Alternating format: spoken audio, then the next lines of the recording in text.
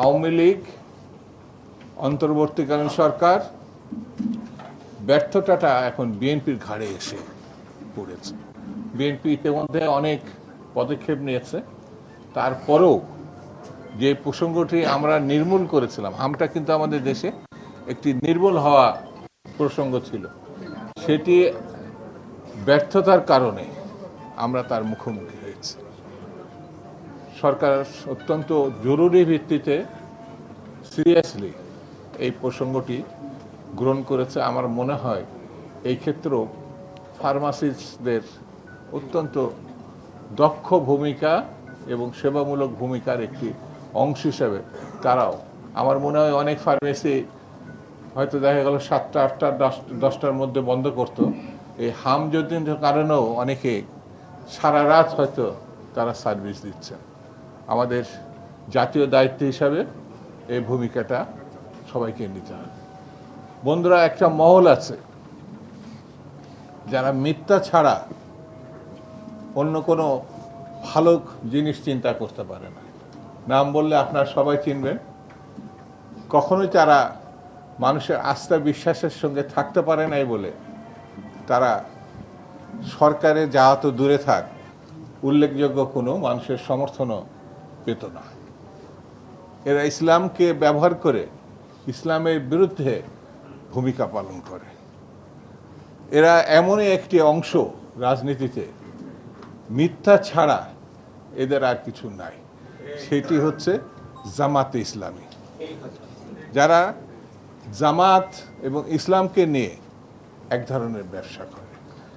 বাংলাদেশে এখন যে অপকর্মগুলো আমরা বিভিন্ন ক্ষেত্রে দেখছি, তা যদি ক্যাটাগরি আমি আলোচনা করি তাহলে তারা হয়তো কষ্ট পাবে, কিন্তু বাস্তবতা হচ্ছে যত অকর্ম হচ্ছে সেই অকর্ম তারা করছে, কিন্তু প্রসঙ্গটি সরকারের উপরে চাপিয়ে দেওয়ার চেষ্টা করছে।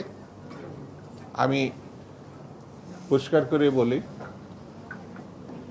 মানুষের চোখ, মানুষের মগজগত বিদ্যা, বুদ্ধি, সচেতনতা এই দেশের মানুষ জানে বলে 71 সালে কোনটি মুক্তিযুদ্ধ, কোনটি লড়াই আর কোনটি করার দরকার সেটা 71 সালে তারা করেছে। এই দেশের কৃষক, শ্রমিক, একেবারে নিম্ন শ্রেণীর মানুষরাও বুঝতে পেরেছিল পাকিস্তান থাকবে না, মুক্তিযুদ্ধে যেতে হবে। কিন্তু একটা গোষ্ঠী পাকিস্তান রক্ষা করার জন্য ব্যতিব্যস্ত হয়েছিল এবং এদেশের নারী নির্যাতন এবং মুক্তিযোদ্ধাদের সবথেকে বেশি খুন এবং হত্যা করেছে যে শক্তিটি, সেটা হচ্ছে জামাতে ইসলাম। এটা ইতিহাসের ধারা। এরা কখনো সঠিক সিদ্ধান্ত নিতে পারে না। এরা পাকিস্তান আন্দোলন 47-এ পাকিস্তানের পক্ষে ছিল না, এরা ছিল ব্রিটিশের পক্ষে। 71 সালে এরা এই দেশের মানুষ যখন জানতো বাংলাদেশ অবধারিত, তখন বাংলাদেশের পক্ষ নেয় নাই, কারা নিয়েছিল? পাকিস্তানের পক্ষ। এরা যখন মুখোশ পরে এই দেশে ভালো কথা বলতে তারা তাদের উৎকর্ষতা তুলে ধরার চেষ্টা করে, তখন আমাদেরকে হুঁশিয়ার হতে হবে। হুঁশিয়ার হতে হবে এই কারণে, এরা ইতিমধ্যে মানুষের কাছে বট বাহিনী হিসাবে চিহ্নিত। যদি কোনো কারণে তাদের সমালোচনা করেন, এই যে আমি তাদের বিরুদ্ধে যে সমালোচনা করছি, কালকে যখন মিডিয়াতে আসবে তাদের ফেসবুক আর সোশ্যাল মিডিয়াতে গোষ্ঠী উদ্ধার করে ফেলেন। ওই যে একটা গুপ্ত শব্দ বসে, এবং এটা বললে পরে তারা আবার সহ্য করতে পারে না।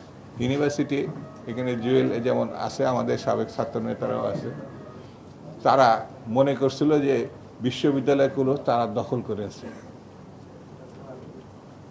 গত সরকার সকল শিক্ষা প্রতিষ্ঠানকে তাদের হাতে তুলে দিয়েছিল, সব ভাইস চ্যান্সেলর তাদের ছিল। এখন যখন সত্যিকারের শিক্ষাবিদকে বিশ্ববিদ্যালয় ভাইস চ্যান্সেলর করা হচ্ছে, সেই শিক্ষা প্রতিষ্ঠানগুলোকে তারা অস্থিরতা সৃষ্টি করার চেষ্টা করছে। যখন জামাতে ইসলামের অথবা একটি রাজনৈতিক দলের ব্যক্তিদেরকে প্রশাসনে অর্থাৎ ভাইস চ্যান্সেলর করা হয়েছিল, তখন তো আপনারা বিরোধিতা করেন না। সেই জন্য আমি বলবো আমাদেরকে সতর্ক হতে হবে, এবং সেই সতর্কতার কাজ হচ্ছে জনাব তারেক রহমানের হাতকে শক্তিশালী করতে।